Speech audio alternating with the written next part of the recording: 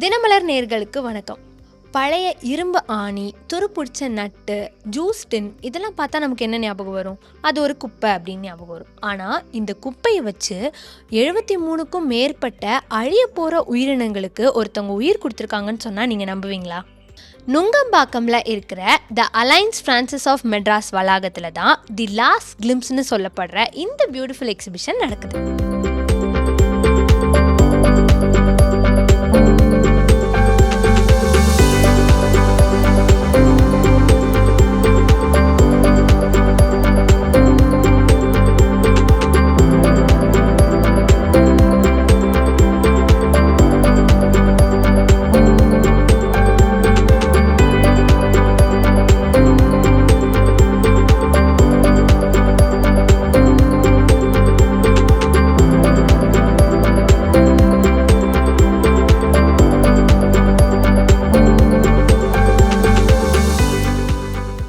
சுறா, ஆமை, டால்ஃபின், பல வகையான பறவைகள், பலவிதமான விலங்குகள்னு வேஸ்ட் பொருட்களை வச்சு 73க்கும் மேலே அழிய போகிற உயிரினங்களை தத்ரூபமாக உருவாக்கியிருக்கிறாங்க கலைஞர் கல்யாணி பிரமோத் அவர்கள்.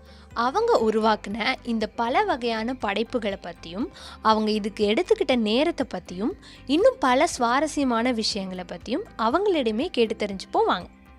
This exhibition you are seeing around the last glimpse, நான் எப்பவுமே ஆர்ட் மூலமாக இம்பார்ட்டண்ட் மெசேஜஸை பப்ளிக்கு கொடுப்பேன். ஸோ 2 வருஷம் முன்னாடி நான் ஒரு எக்ஸிபிஷன் பண்ணேன் climate சேஞ்ச் பற்றி. பிகாஸ் அது ஒரு பெரிய இம்பார்ட்டண்ட் டாப்பிக்கு. climate சேஞ்ச் பற்றி ரிசர்ச் பண்ணுற போது ஐ ஃபவுண்ட் மரீன் லைஃப், கடல் உள்ள இருக்கிற fish, animals, all these things were going extinct. They were all endangered.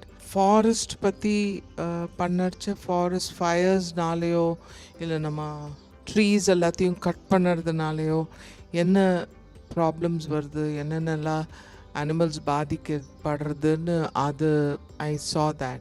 Then I felt that இது ஒரு சப்ஜெக்டாக எடுத்துட்டு நான் வேலை பண்ணும். ஒரு 45 வருஷமாகவே நான் வெறும் வேஸ்ட் வச்சு தான் வேலை பண்ணியிருக்கேன். என் பேரே ஒரு தமிழ் மேகசீனில் ரொம்ப வருஷம் முன்னாடி கந்தத்துணி கல்யாணின்னு வச்சுருந்தேன். அதை நான் காம்ப்ளிமெண்ட்டாக எடுத்துப்பேன். ஏன்னா நான் என்ன எல்லாரும் தூக்கி போடுறாளோ அந்த பொருளை வச்சு ஆர்ட் க்ரியேட் பண்ணுறேன். ஸோ அதே தான் climate சேஞ்ச் பூமின்னு இருந்த எக்ஸிபிஷனும் அதே மெட்டீரியல் வச்சு பண்ணது.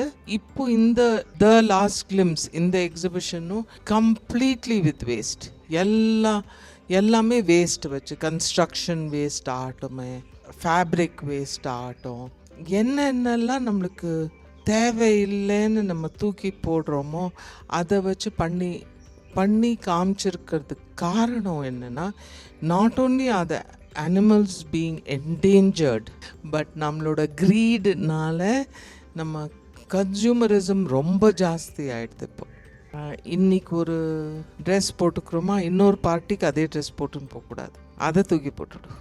அந்த மனசு வந்துடுது. நான் சின்ன வயசுலலாம் அந்த மாதிரி நினச்சதே கிடையாது.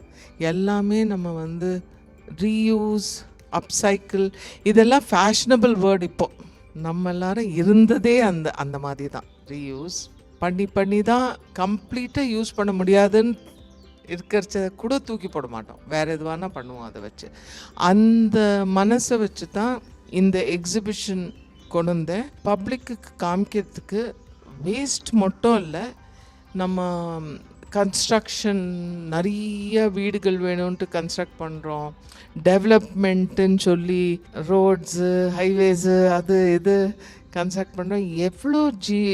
எத்தனை அனிமல்ஸ், பேர்ட்ஸ் எல்லாத்தையும் நம்ம பாதிக்கிறோன்னு அதை எல்லாருக்கும் காமிக்கணும்னு தான் இந்த எக்ஸிபிஷனோட முயற்சி. தேங்க்யூ.